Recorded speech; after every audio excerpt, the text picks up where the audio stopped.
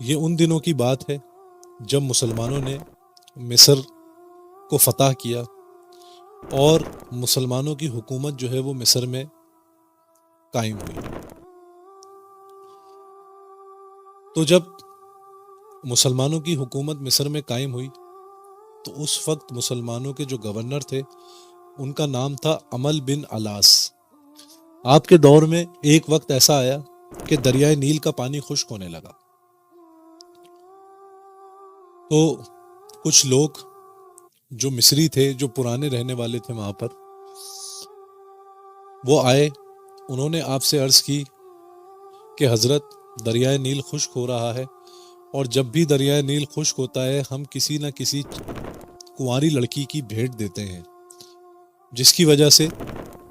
یہ دریا دوبارہ بھر جاتا ہے اور ہماری ضروریات کو پورا کرتا ہے۔ تو جب انہوں نے یہ بات سنی تو حضرت عمال بن الاس نے ان کو صاف انکار کرا، اور انہوں نے ایک خط لکھا جو کہ حضرت عمر رضی اللہ تعالی عنہ کی بارگاہ میں انہوں نے بھیجا،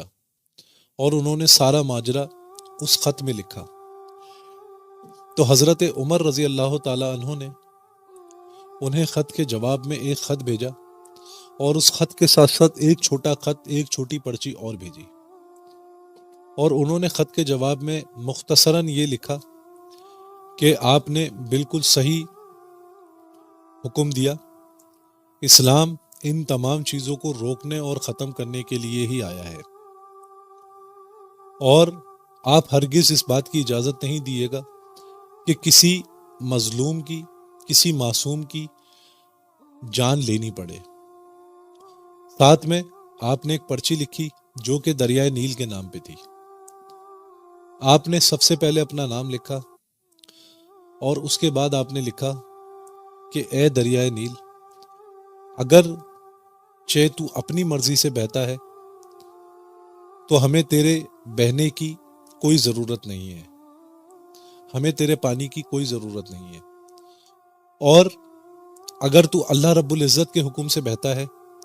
تو جس طرح بہتا ہے اسی طرح بہتا رہے اللہ کے حکم سے۔ اور حضرت عمر فاروق رضی اللہ تعالی عنہ نے گورنر عمل بن الاس کو یہ حکم دیا کہ وہ جو خط ہے وہ دریائے نیل میں پھینک دو۔ آپ کے حکم کو بجا لاتے ہوئے اس وقت کے گورنر جو کہ مصر کے گورنر تھے، آپ نے خشک دریائے نیل میں وہ خط پھینکا۔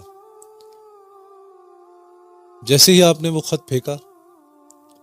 تو اس کے بعد ایک رات گزرنے کے بعد تقریباً دریائے نیل 16 ہاتھ اوپر تک بھر گیا، یعنی کہ تاریخ یہ لکھتی ہے کہ ایک محتاط اندازے کے مطابق ایک انسانی ہاتھ کہ تقریباً 16 ہاتھ اونچائی تک جو ہے وہ دریائے نیل بھر گیا